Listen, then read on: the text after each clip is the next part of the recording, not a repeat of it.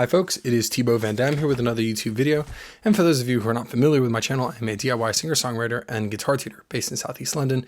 Today I'm very excited to be continuing my series about practical guitar and music theory, specifically with another song analysis. I'm so happy I get to do this now on my channel. I've done over 30 lessons, or just about 30 lessons, where I've talked about the nuance of how to play guitar from its theoretical standpoint, from like even holding down the strings and stuff like that. And my last video I analyzed a song that was in one key called Maggie May by Rod Stewart. That is a fantastic song, and it's a good example of a really well-written song that doesn't do anything kind of funky or weird as far as songwriting goes. It was really thought out, I think, according to German functional harmony, whether we want to say it consciously or unconsciously. I think that there's a story there, and the lyrics and the chords and the cadences and stuff, that they align oftentimes. And so today I'm really happy that I get to do this again, except I'm going to do it with a different song called So Sorry by the musician Feist. This is a beautiful song, and it's a song that I was teaching to a student that I had maybe about a year and a half ago. And I actually knew about this song from quite a while ago, and I was really happy to be looking at that song too, especially because as we analyzed it together, I realized that this is a really excellent example of a song that uses the mythological and much useful, I don't know how I'm saying this, secondary dominant. The secondary dominant is something that I've mentioned many times on my channel before. It is it's an invaluable songwriting tool because it's a way of playing something outside of your key. So this is different from Maggie May. We have our key, and we're going to do something that doesn't belong in the key, and it's going to sound really fresh, really different, and it's just going to sound cool. And this is a great songwriting tool. There are other YouTubers that have talked about it, and one YouTuber in particular said that it was the single most important music idea you could ever learn. I did a whole video. Well, I wrote on their thing. I thought they explained the secondary. It was the secondary dominant. That was the idea they thought was so important. I agree, it's an important one, but realistically, if you don't understand your fundamental theory, that's the more important thing, because in order to understand the secondary dominant, you have to understand fundamental theory, I think. But I fortunately have done videos about all these things, so you should be able to understand secondary dominants, assuming that you have seen some of the other videos in my channel. And if you haven't, I'll put links so you can go check them out. And of course, they're numbered, so you can skip to the ones that you think are the most important for you. So I'm really excited to get into this. I've got so much to say, so let's get started. I just want to say, if this sounds interesting to you, please stay tuned. Please consider liking the video and subscribing to the channel. It's the best way to stay in the loop. And of course, it motivates me to keep making content. And thank you to everyone that does subscribe. I remember I didn't have even 100 subscribers for years, for maybe like 10 years or something. And then I started asking people, and they started subscribing. And now I see people subscribe all the time, and it really does mean a lot. That's why I'm here right now. Let's go ahead and get started. So you'll need a notebook for today's video. I recommend having a pen as well, something to write with. And let's do this. At the top of the page, I'll write So Sorry, and that's the name of the song. And I will say that I do write these things down, firstly, because it's easier to physically work with certain ideas, like the circle of fifths, like we'll get to in a sec. And I do save them. I take photos of my notes and my analyses, and I think that's a really good habit. I think analyzing songs is probably one of the best ways of actually understanding your own voice as a songwriter. I think when you hear music, you'll get drawn to certain cadences or specific chords that were chosen, voicings of chords, or intervals in a context, certain things like that. As you analyze music, and music you like especially, you start realizing the parts specifically you like, and you can start establishing your own musical vocabulary as a songwriter. And so I think this is probably the final frontier for people that are interested in learning how to write music, is studying other people's music and understanding how the people you admire do it. So let's go ahead and get started. I'll start by playing the song and explaining the chords to the song. Step 1, learn how to play the song. So the song has the chord E major, F sharp minor, G sharp minor, then G sharp 7, C sharp minor, then F sharp minor again, then B major, and then E. So already I'm getting ideas about the vibe. It's like we start somewhere, we go through all this stuff, and we end up where we started. That's already one thing. That's our verse. So let's write that down. We'll write down verse. We're also going to do the chorus, because these are the two sections of the song that we have. Verse is E major, F sharp minor, G sharp minor, G sharp, God, I took a sec. G sharp dominant, C sharp minor, okay, cool. F sharp minor again, B major, and then E major. Cool. And that is the song. I'm sorry, 2 words I always think. Oh, after you're gone. I thought that part is so cool. And I realized I was acting wrong. And it just continues. That is the stanza, basically, of the verse. The chorus. We, E major, F sharp minor, C sharp minor, B and A. Oh, we don't need to fight and cry. Okay, so that is our chorus. Let's write that down. Chorus, we have E, F sharp minor, C sharp minor, B and A. Cool. So this is what I've written down. You're welcome to pause and just copy that down if you want. Yep. And those are the 2 sections. All right, step 2. Step 2 is draw up our circle of fifths. We know that we have all these chords. I mentioned in my last video, if you can discern 3 chords that are adjacent to each other on the circle of fifths, right next to each other, that you can establish your key signature. Because in so doing, you will establish your tonic, your subdominant, and your dominant. So let's use our mnemonic phrases to write up a circle of fifths. This is something that hopefully you do all the time and you get really good at memorizing it. We do have those memory tools. So let's go through it. Starting from 12 o'clock and going clockwise, we're going to say C for Caroline, G for gets, D for drunk, A for and, E for eats, B for butter, F sharp for flies, which taste bitter or sharp. That's how we remember that it is sharp. That is our circle of fifths. That's part of it anyway. Caroline gets drunk and eats butter, flies, which taste sharp. And we're going to go back to 11 o'clock, just before the C, and we're going to write the F. We're going to write F for the word flat, and then we're going to write, going counterclockwise, B, E, A, D. Flat bead. I say flat bead because, would you believe it, B, E, A, and D are all flat. Flat, we have B flat, E flat, A flat, D flat. And there it is, voila, our circle of fifths. It's not impossible to remember. I will say that as you practice it more, as you start saying these ridiculous phrases, you start to remember them. I will also say I didn't come up with Caroline gets drunk and eats butterflies, but I did come up with flat bead. I think that's a really useful one as well. And that's our circle of fifths. Cool. So right now we can already see that some of these chords appear. We can see that we have E major. Let's circle E. We see that there's also B major, right? So let's circle B. Let's also find A major. Okay. So we have discerned actually our key. We have A, E, and B. We circled those 3. And so therefore we know we're in the key of E major. Now we want to know what the relative minors of some of these chords are. And some of them are easier to remember than others. Let's start with the chord A major. A major's relative minor is easy to remember. And the reason we're looking for the relative minors is because the outer ring of the circle of fifths, that is all of our major chords, and the inner ring of the circle of fifths, which kind of works in tandem with that outer ring, shows us our relative minors. So for example, inside of A, we would write the relative minor of these respective things on the outside. So the relative minor of B goes here, the relative minor of E goes there, and A goes there, and so on. I will also just point out that you will find that because this is separated, all these are separated by fifths going clockwise, that actually the inner ring is also separated by fifths because the relative minors are associated in a proportionate way, basically. So that the relative minor of C is A, the relative minor of G is E, and that everything is separated by a fifth because the things that they're related to are separated by a fifth. I hope that makes sense. So here we have A and E and B. So how do we remember the relative minor of A major? Well, I like to think of it like a physical shape. A major looks like a block. It looks kind of like a partial bar, which reminds me that it's a bar chord. E minor. The E minor shape barred on the 2nd fret, which is the chord F sharp minor. F sharp minor is the relative minor of A. So underneath or kind of inside of A, we'll write F sharp minor. Cool. F sharp minor. Okay, what about E? E is the hard one.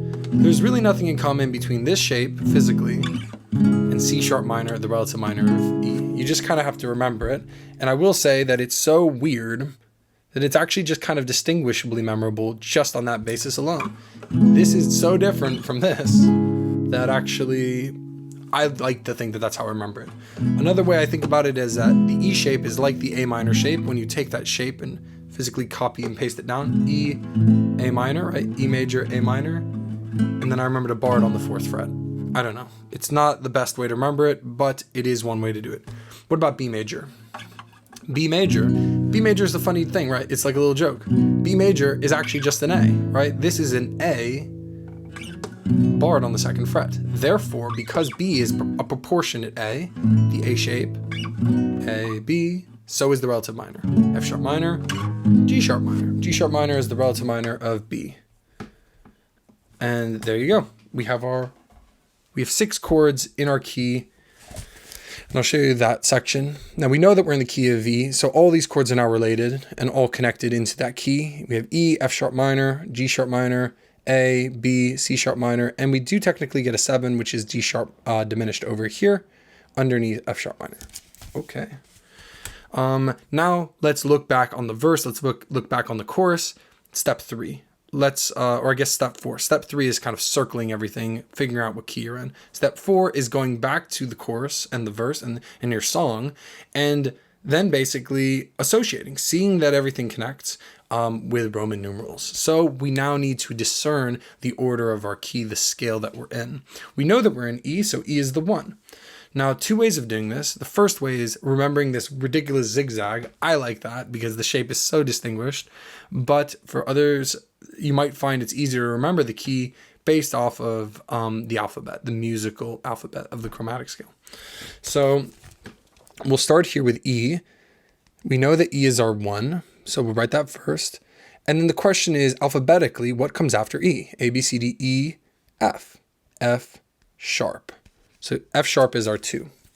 Write that right after. Then we continue. We say, well, what comes after F in the alphabet? A, B, C, D, E, F, G. G sharp. We do have a G. We have G sharp. And so it continues. We have A, B, C, D, E, F, G sharp. Then we have A. And then we have B. So A, B. Then we have, do we have a C? A, B, C? Yes, C sharp. Write that down there. C sharp. And then this question about the D. Well, the D sharp is here, and it's annoying, but it is there. D sharp. I'll write that down. Okay, this is our scale. Now, as we went through that, you might have noticed that shape. That was the other way of doing it. This 1, 2, 3, 4, 5, 6, 7. I know it looks nuts, but this is very memorable for me. I don't know why. Hopefully it becomes memorable for you in one way or another. But it always seems to work out that way. So that's our key. Now what we do is we remember the pattern of the harmonized major scale. That is to say, the order of the major and minor chords when we harmonize a major scale.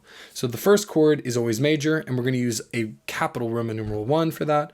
The second chord is minor, F sharp minor, G sharp minor, minor 3, A major, major 4, B major, major 5, C sharp minor, minor 6, and then D sharp diminished. The diminished chord is a minor chord with a flattened or diminished 7. So that's what that looks like. And then I guess step 4, is to take all these Roman numerals and put them and associate with each of these up here. So E is our major 1, so we'll write major 1. F sharp is our minor 2, we'll write minor 2, and so on. So let's do that. We have E, major 1. In the verse, we have F sharp minor, minor 2, G sharp minor, minor 3, G sharp dominant. We don't know what that is. So let's write a question mark above it, so that way we can figure that out in a second. C sharp minor is our minor 6, F sharp minor is our minor 2 again, B is our 5, E is our 1. Okay, cool. So you should have something like this written down, and you can hopefully just copy along, or you're following along. We have E, 1, major 1, minor 2, minor 3, question mark, minor 6, minor 2, major 5, or 5, and then 1. All right, cool. And that is our 5-1 cadence. That is the authentic cadence. And that's a big deal. We want to take note of that. The idea of the authentic cadence is actually very important for what we're doing today with secondary dominants. So let's do that. Because we're here, let's look at the chorus and see if we can figure out the cadences too. So we have E, which is major 1, F sharp minor, which is minor 2, C sharp minor, which is minor 6, B, which is 5, major 5, and then A, which is 4. That's a curious one, right? We're ending, we're going from 5 to the 4. Okay, cool. And so actually everything is accounted for. The one thing that's not accounted for here is the G sharp 7. So what we're going to do now is we're going to talk about secondary dominants. How do they work? And how did we end up with this kind of weird chord? How did this make sense? And then if we have time at the end, I will do kind of an interpretation of all these chords and how they communicate and help reinforce the lyrics and the themes of the song, because that's kind of what we're talking about here. So here we have the 1, the 2, the 3. So one thing I just already want to point out, and it's not really interpretive, but it's kind of important, is that we have our scale. Da, da, da, da, da, da, as voiced through chords. That's kind of this awesome buildup. So to refresh, what is the G7 going through? Da, da, da, da, da, da, da, da, da, da, da, da. That was cool, wasn't it? This was fresh. I wasn't expecting it. And usually that's what's so cool about secondary dominants. They come to us as unexpected things. We say, didn't see that coming. Boom. Now the key to using secondary dominants is that you have to understand how to resolve them, because if left unresolved, you can do a lot of weird stuff with them, some of which may not be as palatable as others, which you might want to do, but if you know how to resolve them, that's already one step, so you can use them at least in that way if you want, or in other ways if you want to. So how am I going to explain secondary dominants? I like to explain secondary dominants according to the primary dominant. It's the most easy, fun way of explaining it. What is the dominant chord? What is the 5? What is the authentic cadence? So here we are, we're in the key of E. So we'll just take a second. E major. So as we go through that key, E, F sharp minor, G sharp minor, A, B. That's the 5, right? 1, 2, 3, 4, 5. So B is our 5. When we play that 5 chord, the 5th chord in the scale, and we play it as a dominant chord, that is a root, a 5th, a major 3, and a minor 7. Sounds a bit bluesy. We experience tension. Specifically, the tension is between the minor 7 and the major 3. You could do it either way, but basically that tension is a tritone. That is a tritone away. And we need to hear that resolve in one way or another. Now, the way that we're going to resolve this typically is by pushing the major 3 up, and we can let the minor 7 go down, or we can let that go up by a whole step. So we can either go as the major 7th, resolving, that is our 5 to the 1, or the 5 to the 1, but in another kind of way. And that's how we get this 5-1 cadence, the authentic cadence. This cadence is so strong that we can actually resolve not even to the major 1, but in fact the minor 1. Here's an example. So this is B, 7, and instead of going to the E major, the major 1, the tonic, we can go to the minor 1. That also works. It might sound a little funny at first, but it is actually musically functional. It makes sense. This is because the important aspects of the resolving from the dominant 5 chord don't actually have anything to do with the major 3 of the 1. I hope that makes sense. But basically, this to that doesn't actually discern if this is minor or major. It just kind of indicates that it is suspended at first. So imagine that's a nice way of resolving, because it is in fact ambiguous. We don't know if it's major or minor. The point being that it can go in either direction. It can become a major chord or a minor chord. This is very important when we start to look at the idea of the secondary dominant. So I call this cadence the primary dominant. That's because if you can understand the primary dominant, understanding secondary dominants is like, it's like eating cake, basically. It's the exact same thing, it's just in another place. So what is the primary dominant in the key of E? What is the primary dominant? Well, we have the 1, 2, 3, 4, 5. So that's the 5, that's our dominant. B. B is the 5 of this. E, 1. So let's circle those, or I'm going to put a square. And when we play B as a 7 and we resolve to E major, that is the authentic cadence, that is the 5-1 cadence. And I'm calling that the primary dominant, right?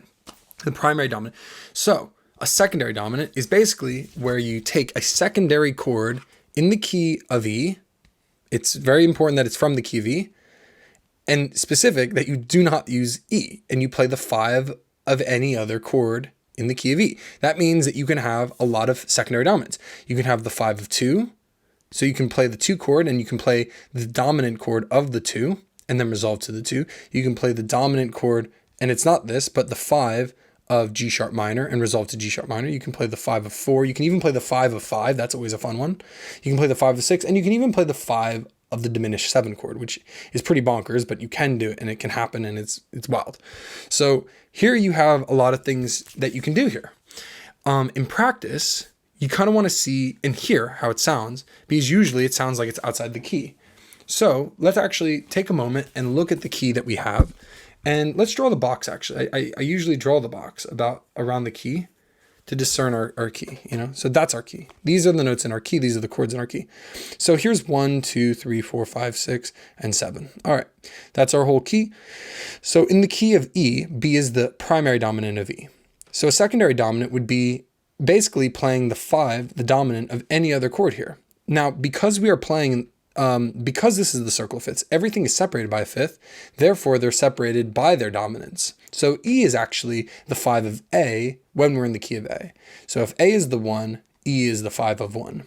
Just like how we have D, how A is the 5 of D when we're in the key of D. That means that we have to include these 3 notes instead. We have to hear D, G, and also A in order to basically play this as the 5 of this 1.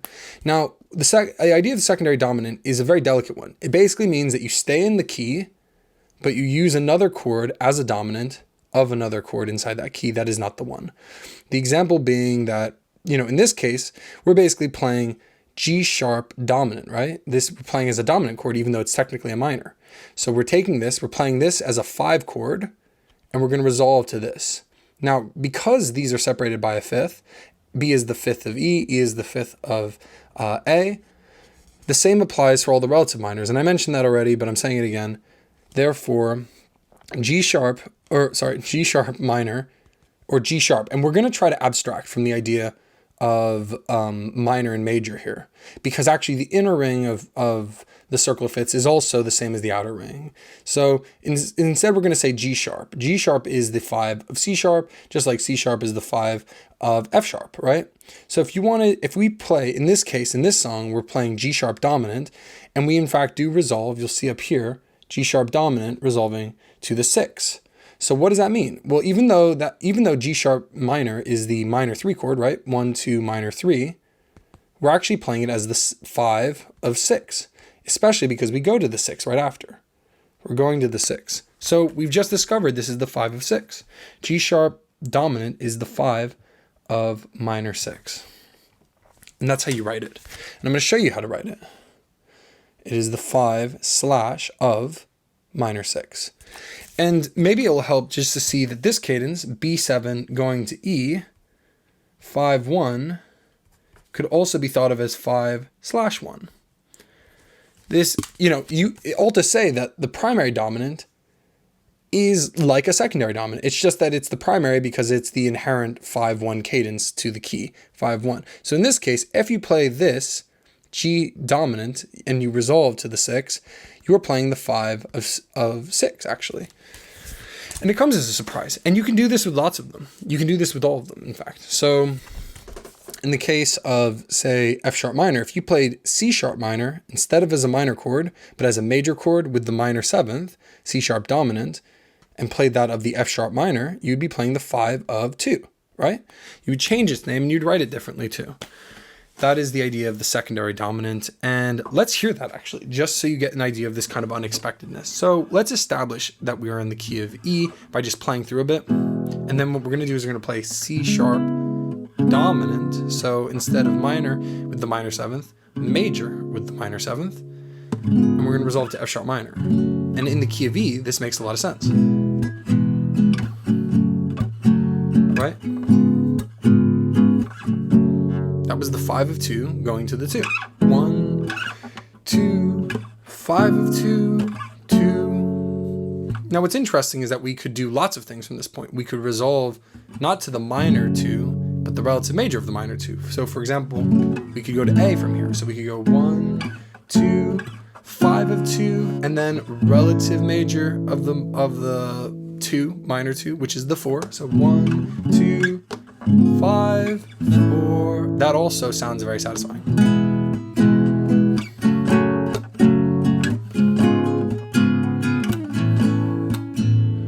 And again, this has to do with the fact that when you resolve the tension in a dominant chord, it's resolving the tritone. And to resolve the tritone, all you really need to do is establish a root and a new respective fifth, but you don't actually know, there's no hard and fast rule about whether that will be major or minor. So you can do lots of weird stuff from this point. For instance, we could have resolved to the, instead of resolving to the relative minor, the minor 2, we could actually have resolved to all sorts of weird stuff, actually. But I don't want to talk about that yet, because we could have gone to the major, but this is all, I'm digressing. Okay, so now let's go back into the song, I guess step 5 or whatever. Hopefully you have a good understanding of secondary dominants. Let's talk about actually what has transpired here. What's going on in the song? So the song, we have, I'm sorry, 2 words I always think after you're gone. When I realized I was acting all wrong. What's going on here? So again, I like to think, there's different ways of thinking about functional harmony. I like to think of the 1 chord as my bedroom. I like to think of the 4 as the door to my bedroom, the opportunity to leave, the decision to leave and do stuff. Subdominant, right? And then the dominant, the 5, is the front door, the decision to leave the house altogether. And the relative minors of those chords are kind of their minor counterparts.